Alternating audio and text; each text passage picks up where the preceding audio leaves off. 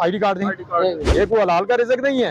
ID card लो, इसे arrest कर लो, इससे FIR दे देंगे। कोई 2 नंबर चीज बेच रहे हो, कोई डर नहीं है ना, FIR दे देंगे ना। ये क्या तरीका है कि आप जो है वो पुलिस आ रही है तो आपने इसको उठा के अंदर कर लिया, बाकी बाहर शनाख्ती कार्ड देंगे। हाँ, हमें तरीका तो आता है, वो तो देख लिया ना आपने। ये आइंदा अगर हुआ तो इसमें मैं FIR दूंगा, बीच में आपको 109 में रखूंगा। किस जगह पे खड़ा करके आप पानी उतारते हो? कौन कौन सी ये बैगों वाला या ये साथ वाला? इधर आए, इधर आए। ये कौन है इस दुकान, इस शॉप पे कौन है? आप इधर आए जी, कौन है इस शॉप पे? आप हो, इधर आओ। शनाख्ती कार्ड दिखाएं अपना। ये जो शॉपकीपर है, आप इधर आए।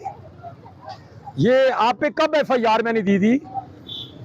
कब मैंने आप पे FIR दी है? 4-5 दिन 7 दिन हो गए हैं।